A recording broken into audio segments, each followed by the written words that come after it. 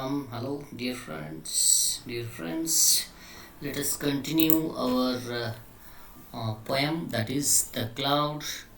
Uh, the part of this poem, the first part has been already uploaded, and in the part one, the last minutes, the last, and I say 1.5 minute is not audible clearly. So now I am going to make it for you people with the stanza number 6. Here, the poet says that the cloud says that I am the daughter of earth and water. Okay, here the speaker is the cloud, as I told already in the part number 1. That who is the daughter? The cloud is the daughter of earth and water, and the nursling of the sky. Okay, see, as it has been a very curious content, or we may say a very curious subject, that why the poet used the word that is daughter. Why not the poet said, I am the son of earth and water? Okay, because as it is there, women has been compared here. Women gender has been taken as a synonym to the cloud. Okay, because women, yeah, we all know that is the source of all love and happiness, and she is the one. See, our earth is women, as we know, and even the moon has been compared to feminine, has been personified as feminine, right? Because of that reason, compares, poet even personifies the cloud as the daughter of earth and water, maybe. Right. Now, what the cloud says in the next line is, I pass through the pores of the ocean and shores. I change, but I cannot die. Beautiful line here. When it passes through stages, as we know, it is explained here the cycle of water. It changes. First, it originates from the vapors from the source of water, maybe from river, or we may say ocean, or we may say sea.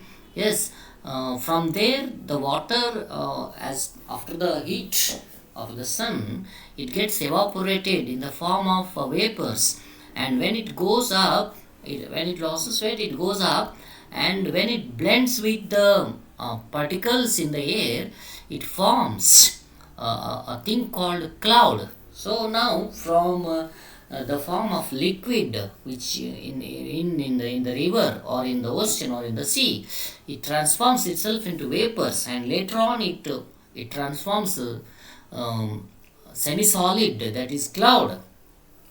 Again, in the form of air also, the water is there, so it changes its form, but it cannot die, means the water is everywhere in different forms. That is how what the cloud says is a scientific process, but in the literary lines. So now, what it says is, for after the rain, when we never stain, after when there will be no rains after the completion, or we may say when the rain stops, but there will be no stain we can find in the sky. That is what the poet says. The pavilion of heaven is bare. The pavilion of heaven means the sky above, after the rains, is bare. There will be nothing. Okay, that is how the poet continues his explanation. Here it is. And now, and the winds and the sunbeams with their convex gleam. Okay, what poet says is, winds and the sunbeams with their convex gleams build up the blue dome of air. Winds and the vapors of water. Okay, because of the water content in the climate, okay, and the sun rays, that is why our sky looks blue. That is how the poet says blue dome of air that is formed. But these poetic lines are really wonderful, right? Next, the last line is, I silently laugh at my own sonnet. When everything is going on like this, after the rains, there will be nothing, and everything is very much clear.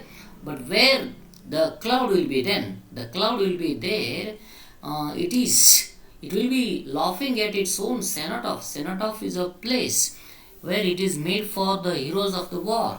Okay, it's a monument, right? One who dies in the war, or some say martyrs. Okay, for them there will be a place built to keep them sleep forever, right?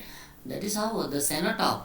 Look how poet imagines the place of the cloud after the rain, and out of the caverns of rain, like a child from the womb, like a ghost from the tomb.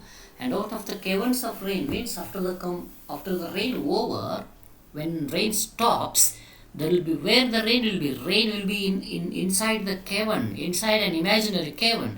ಒಂದು ಕಾಲ್ಪನಿಕ ಗುಹೆಯಲ್ಲಿ ಇರ್ತದಂತೆ rain.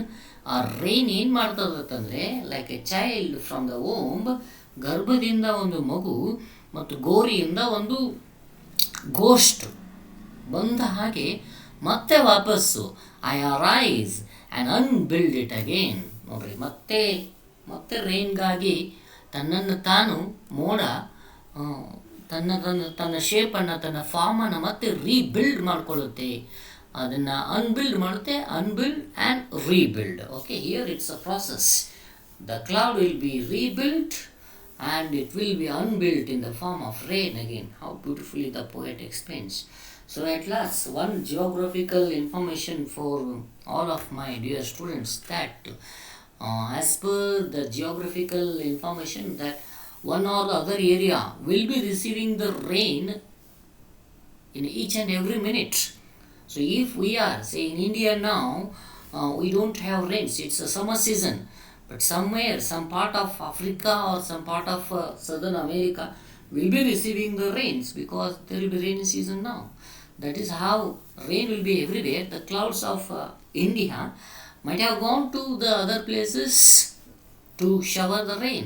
So this is how I really feel very much proud to be a part of this poem. I really would like you to convince that. Please try to understand. And at last, one more thing is, this is not might be the perfect explanation. There might be some other interpretations of this poem as well.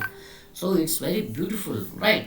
So like this, I request you people to go through the poem and listen it carefully and understand. The notes will be shared. The summary you have to prepare, and that's how the things ends here. So I request you to watch and subscribe to my channel and like the video. So thank you so much. Sayonara.